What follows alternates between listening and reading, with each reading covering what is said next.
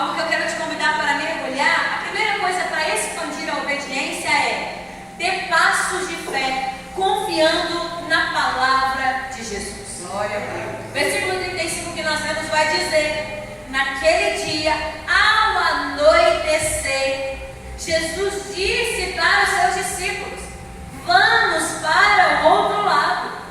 Foi uma palavra que saiu da boca de Jesus.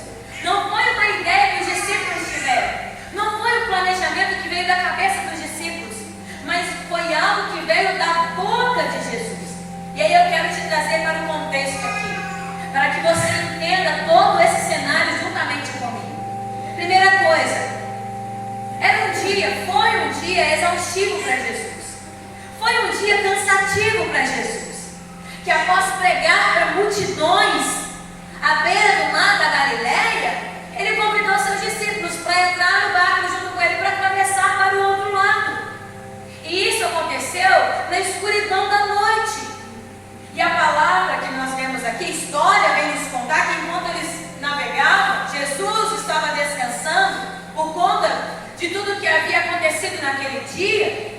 Ele estava na parte traseira do navio, ele estava exausto. Nós vemos aqui que acontece essa tempestade, mas não era comum. Eu sei que a maioria de vocês aqui sabem disso, mas eu preciso reforçar. Não era comum. Os discípulos estavam acostumados com o mar da Galileia. Os discípulos estavam acostumados com as noites no mar da Galileia.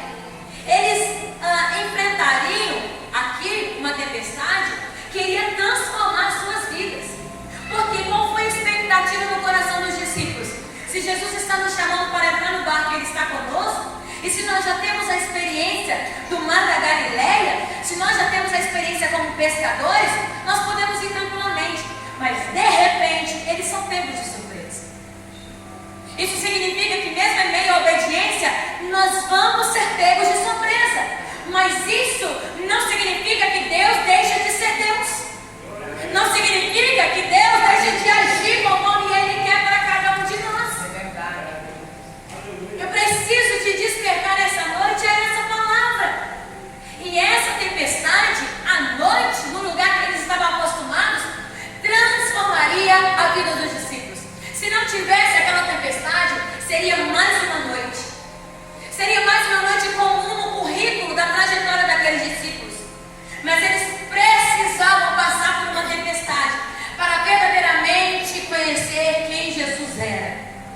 E existem situações que nós vamos enfrentar para verdadeiramente saber quem Deus é. São 79 anos de pessoas que passaram por aqui, pastorearam aqui. Hoje a pastora Valesca está aqui. Quantas tempestades passaram? Passaram por bonança, mas nós entendemos que diante das estações do ano, nós passamos por tempestades. Mas nós entendemos que existe um propósito maior diante de toda a tempestade, e é chegar do outro lado. É chegar do outro lado. Juntos eles enfrentariam algo extraordinário, um desafio extraordinário, experimentando o poder do Senhor para libertá-los. Libertá-los, sabe de quê? Da velha vida e do que eles achavam que sabiam. Tem momentos que as tempestades virão para que a gente possa se despir daquilo que a gente sabe, para que a gente possa viver em total dependência do Senhor. Em total dependência do Senhor. E nesta jornada pelo mar da Galileia, há lições valiosíssimas a serem aprendidas para a nossa vida hoje, para os nossos dias. Porque à medida em que navegamos em direção a um destino desconhecido, porque eu e você, nós temos uma palavra da parte de Deus. Eu e você temos promessa, amém? Glória a Deus por isso. Mas eu sei que muitas vezes essas promessas não têm endereço. Essas promessas têm dependência, confiança. Não tem endereço. E à medida que nós navegamos em direção a essas promessas, a esse destino desconhecido, nós vamos enfrentar tempestades. Embora elas pareçam destrutivas, na verdade elas são oportunidades para crescimento. Porque toda nova experiência nos leva ao crescimento. Eu sei, porque Porque eu também, em alguns momentos, pensei assim. Quando eu passo por tempestades, mas passava lá atrás, eu falava, vai, peraí.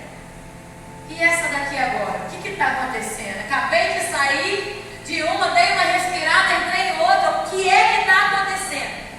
Mas quando eu e você passamos a enxergar de outra forma, com propósito, nós paramos de ter medo e começamos a temer. Paramos de ter medo e começamos a temer ao Senhor. O medo nos paralisa, o temer nos gera dependência. Temer ao Senhor que eu estou dizendo.